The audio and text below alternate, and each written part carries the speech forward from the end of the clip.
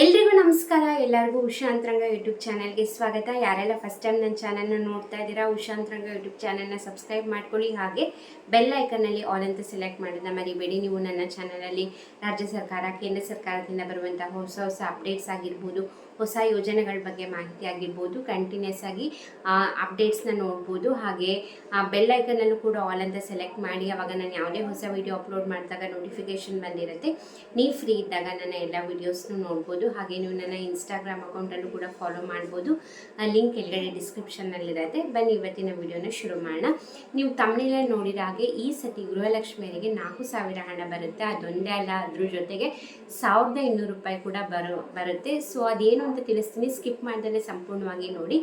ಈಗ ನಿಮಗೂ ಗೊತ್ತಿದೆ, ಗೃಹಲಕ್ಷ್ಮಿ ಯೋಜನೆದು 22 ಕಂತಿನ ಹಣ ಇದುವರೆಗೂ ಕೂಡ ಮಹಿಳೆಯರ ಖಾತೆಗೆ ಜಮೆ ಆಗಿದೆ.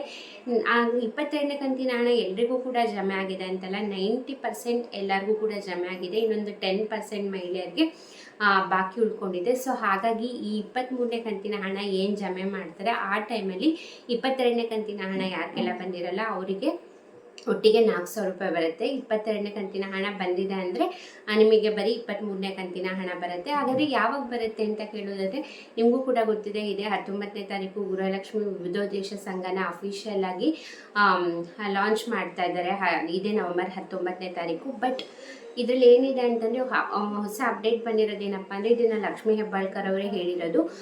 ಈ ವಿವಿಧೋದ್ದೇಶ ಸಂಘ ಏನು ಶುರು ಮಾಡಬೇಕು ಅಂತಿದ್ರು 19ನೇ ತಾರೀಕು, ಆ ಪ್ರೋಗ್ರಾಮ್ನ ಪೋಸ್ಟ್ಪೋನ್ ಮಾಡುವಂತಹ ಚಾನ್ಸಸ್ ಇದೆ ಅಂತ ಹೇಳ್ತಿದ್ದಾರೆ. ಬಟ್ 100% ಕನ್ಫರ್ಮ್ ಇಲ್ಲ, ಆಗಬಹುದು ಅನ್ನೋ ಚಾನ್ಸಸ್ ಸ್ವತಃ ಅವರೇ ಹೇಳಿದ್ದಾರೆ. ಹಾಗಾಗಿ ನವೆಂಬರ್ 19ನೇ ತಾರೀಕು ಇರೋ ಪ್ರೋಗ್ರಾಮು ನವೆಂಬರ್ 28ಕ್ಕೆ ಪೋಸ್ಟ್ಪೋನ್ ಆಗೋ ಚಾನ್ಸಸ್ ಇರುತ್ತೆ. ಬಟ್ 100% ಕನ್ಫರ್ಮ್ ಇಲ್ಲ, ಆಗಲೇ ಹೇಳಿದಾಗೆ ಆಗುವಂತಹ ಚಾನ್ಸಸ್ ಇದೆ ಅಂತ ಹೇಳ್ತಿದ್ದಾರೆ. ಸೊ ಹಾಗಾಗಿ ಹೇಳೋಕ್ಕಾಗಲ್ಲ 19ನೇ ತಾರೀಕೆ ನಡೆಯುತ್ತಾ, 19ನೇ ತಾರೀಕು ಇಲ್ಲ ಅಂತಂದರೆ ಅದು 28ಕ್ಕೆ ಪೋಸ್ಟ್ಪೋನ್ ಆಗುತ್ತೆ.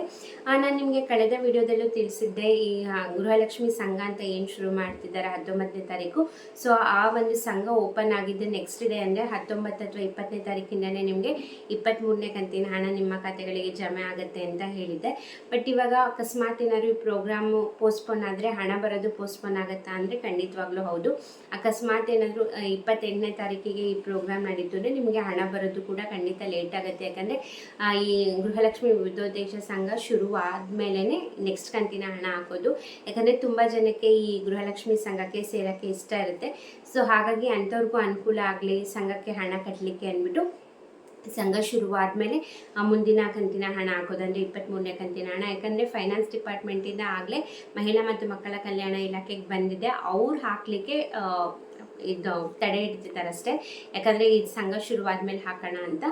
ಇನ್ನು ನೀವು ಕೇಳೋದಾದರೆ ಎಲ್ಲರೂ ಕೂಡ ಈ ಸಂಘಕ್ಕೆ ಸೇರಲೇಬೇಕಾ, ಗೃಹಲಕ್ಷ್ಮಿ ಹಣ ಬಂದಿದ್ದೆಲ್ಲರೂ ಕೂಡ ಆ ಸಂಘಕ್ಕೆ ಕಟ್ಟಲೇಬೇಕಂದ್ರೆ ಖಂಡಿತವಾಗ್ಲೂ ಇಲ್ಲ. ನಿಮಗೆ ಇಷ್ಟ ಇತ್ತಂದರೆ ಈ ಸಂಘಕ್ಕೆ ಸೇರ್ಬೋದು, ಇಲ್ಲಾಂದರೆ ಇಲ್ಲ. ಆದರೆ ಒಂದು ಕಂಡೀಷನ್ ಏನಪ್ಪ ಅಂದರೆ, ಗೃಹಲಕ್ಷ್ಮಿ ಯೋಜನೆಯ ಫಲಾನುಭವಿಗಳಿಗೆ ಮಾತ್ರ ಈ ಅವಕಾಶ ಇರೋದು.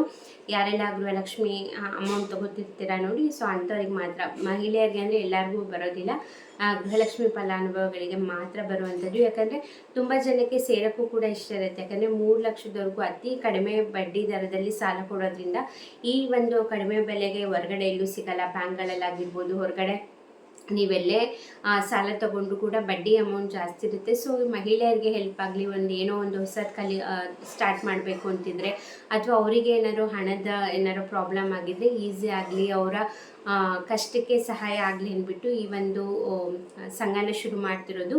ಸೊ ಹಾಗಾಗಿ ಕಂಪಲ್ಸರಿ ಏನಿಲ್ಲ, ನಿಮಗೆ ಇಷ್ಟ ಇದ್ದರೆ ಜಾಯಿನ್ ಆಗ್ಬೋದು, ಇಲ್ಲಾಂದರೆ ಇಲ್ಲ. ಹಾಗಾಗಿ ಇವಾಗ ಅದೊಂದು ಕನ್ಫ್ಯೂಷನ್ ಇದೆ, ನವೆಂಬರ್ 19ಕ್ಕೆ ನಡೆಯುತ್ತಾ ಅಥವಾ ಪೋಸ್ಟ್ಪೋನ್ ಆಗಿ ನವೆಂಬರ್ 28ಕ್ಕೆ ನಡೆಯುತ್ತಾ ಅಂತ. ಬಟ್ 23ನೇ ಕಂತಿನ ಹಣ ಈ ಸಂಘ ಯಾವಾಗ ಶುರುವಾಗುತ್ತೆ ಆವಾಗಿಂದನೇ ಹಣ ಬರುವಂಥದ್ದು. ಅವತ್ತಿನ ದಿನ ಅಥವಾ ನೆಕ್ಸ್ಟ್ ಡೇ ನಿಮಗೆ ಬರುತ್ತೆ. ಇದು ಗೃಹಲಕ್ಷ್ಮಿ ಯೋಜನೆ ಬಗ್ಗೆ ಆಯಿತು. ನೆಕ್ಸ್ಟ್ ನಾನು ನಿಮಗೆ ಹೇಳಿದೆ 1,200 ರೂಪಾಯಿ ಕೂಡ ಬರುತ್ತೆ ಅಂತ. ಯಾವುದಪ್ಪ ಅದು ಅಂದರೆ ಪಿಂಚಣಿ ಹಣ. ಈಗ ಆಲ್ರೆಡಿ ಪಿಂಚಣಿ ಹಣನ ಜಮೆ ಮಾಡಲಿಕ್ಕೆ ಶುರು ಮಾಡಿದ್ದಾರೆ. ನವೆಂಬರ್ 5ನೇ ತಾರೀಕಿಂದನೇ ಶುರು ಮಾಡಿ. ಪಿಂಚಣಿ ಹಣ ಯಾರೆಲ್ಲ ತಗೋತಿರ್ತೀರಾ ಅವರಿಗೆ 5ನೇ ತಾರೀಕಿಂದ ಪಿಂಚಣಿ ಹಣ ಬರ್ತಾ ಇದೆ. ಕೆಲವೊಬ್ಬರಿಗೆ 1,200 ರೂಪಾಯಿ ಬರುತ್ತೆ, ಕೆಲವೊಬ್ಬರಿಗೆ 800 ರೂಪಾಯಿ ಬರುತ್ತೆ.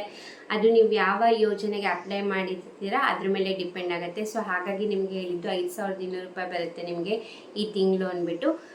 ಸೊ ಇದಾಗಿತ್ತು ಇವತ್ತಿನ ವಿಡಿಯೋ. ನಿಮ್ಗೆ ಏನಾರ ಪಿಂಚಣಿ ಹಣ ಬಂದಿದೆ ಅಂದರೆ ಕಮೆಂಟ್ ಮಾಡಿ. ಹಾಗೆ 22ನೇ ಕಂತಿನ ಹಣ ನಿಮಗೆ ಬಂದಿದೆಯಾ ಇಲ್ಲ, ಅಕಸ್ಮಾತ್ ಬಂದಿದ್ದರೆ ನೀವು ಯಾವ ಜಿಲ್ಲೆ ಅಂತ ಕಮೆಂಟ್ ಮಾಡಿ. ಬಂದಿದ್ರು ಕೂಡ ನೀವು ಯಾವ ಜಿಲ್ಲೆ ಅಂತ ಕಮೆಂಟ್ ಮಾಡಿ, ಆವಾಗ ಬೇರೆಯವ್ರಿಗೂ ಕೂಡ ಕನ್ಫರ್ಮೇಷನ್ ಸಿಗುತ್ತೆ.